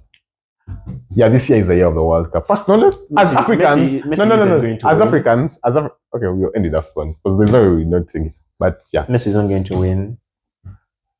Messi does not cruise past black. Okay, I mean they don't like. No. But the Argentine team is good. It doesn't matter. It beats there will be no Portugal. Penalty for you. But no penalty. It beats no. Argentine. Come on, this is Penaldo. Come on, there's Penaldo as well. But honestly, I really believe Portugal doesn't win the World Cup this year. I have a feeling. And the Ronaldo story ends. Something tells me it could happen. This could. It could happen. Like you know that meme. This could be the year, grandma. So you never know. I want it to happen. Okay. I would not want to invalidate what you feel. So Ronaldo it's only right. House. Baron Trump is a fan. I wish you knew why he was at the White House. It doesn't matter. I didn't know when he was last in the USA. Do you know what? There's a whole theory behind that. You know what Trump told the US president? What did he say? The time the guy was in the White House and Trump asked him, "Do you know Ronaldo?" Yeah, he's a famous player. Do you know if you ran for presidency, he would beat you? For real? He said that to his face, and I was like, so Trump is a fan. Trump is not a fan. And it's going to be hosted in America. He won the FIFA Peace Prize. And they were together, they were fist bumping and that. Yeah. So but okay. I just have a feeling. Anyway, you never know. I really believe England wins it this time around. It has the best I'm also a manager Germany, in the league. I would love to see them do better. At least get out of a group stage. Okay, honestly, I believe England has the best squad. They've had the best squad for years. No. This time around, every time it's like this could be the year, grandma. No. And then it turns out it's not. This year, this year it's coming home, bruh. Football. I mean, it's not. This year it has to come. This year, and it's on the grounds that's what they. It's on grounds where they have for the past how many 10 years. No. This time around, it's on grounds where they have. Remember, they said that to Belgium as well. Yeah, but this is different. Like this is imagine you have Ken. Olise. No. Olise is French. Even if you think about Bayern, Chelsea, Doesn't. But that team is nice. Yeah. Cole Palmer. It's good on paper. Cole Palmer. Sometimes luck is not on your side. Bellingham. Luck was on Messi's side. Look at Bellingham, honestly. In Qatar. Was it? It was. They lost the first game. If they lost the first game against Saudi Arabia. I do not like this thing where guys actually disqualify success of other teams just because of events going a certain way. Those things happen in every tournament for every winning team. People have disqualified Chelsea's win in the Club World Cup because of similar things. Our Champions Leagues because of that. All those things. France was not lucky. France outplayed. They had penalties in every game. A lucky team is a lucky team. There's an, I think, and I'm saying luck could be on Portugal's side. Not this time. You guys, we'll be there. It's a few months away from now. Those who travel. So yeah, where are we going? Where are you going, Posit? You're going to Mexico, USA, and Canada. Yeah. Damn. So yeah. You guys are going to go through the feeling we NBA fans and NFL fans go through of staying up at 3 a.m. Yeah, you guys are going to be watching games at 4. It's gonna be mad. Some games you'll have. Okay, depends on where the games are. Are you going to be awake for that? For the England games, I really like the England squad. I don't know. It's going to be crazy buzz. Going to be active. Yeah, a few. Is it going to be that deep? Okay, this might be the first World Cup that may not run people riot. But no, it's World Cup anyway. It's the biggest event in the sports world. I'll be happy to check the notifications in the morning. So you will wake up and some games will be going on. Sure. Okay, so games at 7 a.m. What are your best 4 teams in anticipation for the World Cup? Portugal. Mm-hmm. Brazil. Mm-hmm. France. Mm-hmm. And come on, say it. Norway. This guy has no respect for the 3 Lions. I believe. Yeah. I don't believe they go the distance with Haaland only. With Haaland only, bro. With Haaland. With Haaland only. A dark horse. Okay, Norway would be a good dark horse, but they don't make it to the semis. He carried the team throughout qualification single-handed. Let's see how he carries it this time. Which people were in the Norway tier? Which countries were in the Norway tier to qualify for World Cup? Scotland as well. Chelsea. Oh my God. Imagine bragging about going past Scott McTominay. That's played. Billy Gilmore. Andy Robertson. Imagine, like, the most washed players the Premier League has actually thrown up. I'll be there. We shall be there. Come on. This time round, Haaland is going to have to face people like Konsa, people like Gabriel. It's going to be real competition. What he has been doing has been placing the cock in a game with chicks. Definitely the cock is going to trample over the chicks. It's a crazy pun, but but okay, get my point. Yeah. England. Either way, of course, you never know. Let me tell you, England, Spain, did you see Italy France winning the Euros last time? Those were the Euros. England, Spain, France, and Sometimes an African team. Things. England, Spain, France, and an African team. Trust me. Remember that? Sometimes you just do things. Okay, AFCON. I think Nigeria wins it. Egypt. Nigeria wins it. Nigeria is going to win it for me. Egypt. An Arab team. Nah, Nigeria wins it. I read a comment and someone was like, bro, this Egypt team, no wonder they idolize Mo Salah, because this guy has to carry a bunch of Uber drivers through every game. No, if Mo Salah can do it, Haaland can do it. In Africa, because guess what? Mo Salah is playing against Uganda. Mo Salah is playing against Comoros. Mo Salah is playing against Chad. Literally war-torn Africa. These guys that hardly have recruitment. What kind of recruitment does Uganda have? Okay. Something else I want to talk about is Alan Okello. I don't like the fact that people are slandering him. Just because he couldn't score a penalty. I don't think it's fair. Do people understand sport? Do you know what it means? It's a bunch of people who think they can do better than him, but they can't.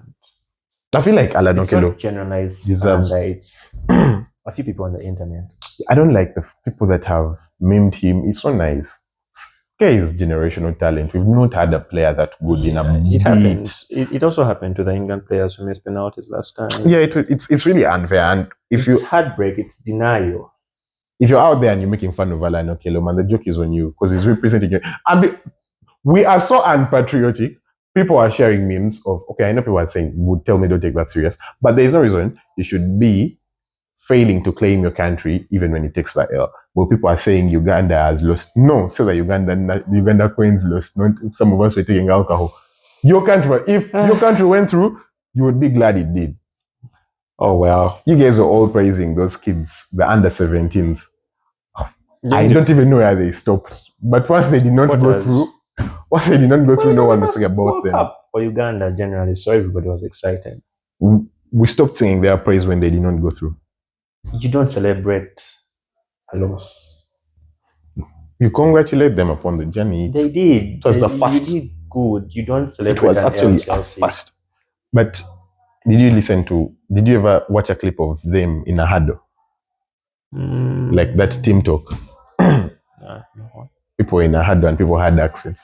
Yo, we are going out in it. We mashing them up in it. And then like there were some Ugandan brothers there. Like the camera would come and this girl looking at this girl. Because I don't know, those guys are they're talking to coaches who are white and stuff. Okay. As we close out, do you believe that if Uganda's foreign office works harder, we could have a better sports team? Do you get what I mean? What the US has done for Bukayo Saka, I mean the US, the UK, like they went for Bukayo Saka, they went for all those young kids very early. Do you believe it's ideal that the foreign office should actually reach out to we do have a few people, the divine Mokasas of this world? Divine choosers. Yes, but there wants to play. There needs to be a like. I've had a podcast. When your country reaches out to you, you have an option to either reject or accept. But some guys don't. Some guys don't. No, I'm saying if they've not. But you know this, the Italian guy Camprodosi. Yeah, Camprodosi. And a few other guys who. Some of those guys are just outcasts. Where was that guy going to play? I mean, it's Uganda. On Italy. You consider your options. Are you going to get called up to the Italian team? You know what I'm saying? Like, do not give these kids room to actually think about it. Don't give them room to excuse themselves. No, let me tell you. Let me tell you. Wait for you to think for them. You know Fikayo Tomori, right? Yeah. The English boy. He was like, if Nigeria approached him on time, because he knew, he would have gone for Nigeria. He wouldn't have. You consider your prospect, Aaron Wan-Bissaka. He waited for England. He waited for the call. He rejected GR Congo so many times until he realized, okay, I'm never going to make it to the England team. So do you think we should call Divine Mokasa up next international break? See what happens. You don't know if you haven't called him. You don't know. No, then they have to make it public. Like, he's we called Divine Mokasa, he refused. He's going to wait and see if he goes pro at City. He's going pro. He's getting game time. Come on, it's going to happen. No, well, they're still testing him out. There's another boy at Chelsea called Kavuma McQueen. Like, the point is, those guys are going to consider their prospects. They're not going to choose until they are sure they have another option. That's just how things work. Me, I believe our foreign office should work harder. Approach those guys. No, look, where is Uganda going to take you? You could be the one to be like. That is the beauty. Yes, that's the beauty of this. You could be the Haaland. You could be the Salah. You can be the Haaland of the UK. Maybe you'll not get the shine because now, as Divine Mokasa, you're not going to bench for them. You're not benching Palmer. That's the whole point. You're like fifth in line and wait. When they see that you're actually good enough, they're going to give you a minute. If you're not, they're not going to choose you. But you can be the tail.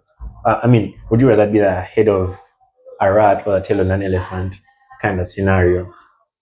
It's not many times you end up as a mateta. It's not many times. It's not many times. So anyway, it's all up to them. Divine, if you're watching, McQueen, if you're watching, shout out Aaron Wan-Bissaka. Guys, okay, this has been nice. It has been nice to do. Yeah, we've finally come to the part where we say goodbye. And thank you if you're still watching. Thank you very much. And this has been us. I've enjoyed this kind of conversation you have when the year is beginning. Yeah. My name is Chelsea, and I have been joined by. I'm Aubrey. It was nice to be back. I hope you enjoyed the show. Yeah. Have a nice day. Hasta la vista. Au revoir. Arrivederci. Sayonara. Auf Wiedersehen. Whatever. Auf Wiedersehen. What are all those goodbye things? Goodbye. Oh, like Joe Biden says. It's actually God be with you. Have you seen that meme? I mean, I'm not having but the comment. Like, in English, goodbye is God be with you. Yeah, but then it was shortened. Goodbye. Yeah. Then, in another language, have you seen it? No, I haven't. What? Like, I thought you like I forgot in the middle one. I forgot there are two languages. There are two languages. You know it, right? No. You must be knowing it. You just, let me see. Oh, I've used up my daily bundle. Okay. Anyway. Okay, but the thing is, goodbye is good with you. Okay, there's also another language, and it involves God. You get it? Right. But then Italian says ciao, and guess what it means? I'm your slave. Oh. No.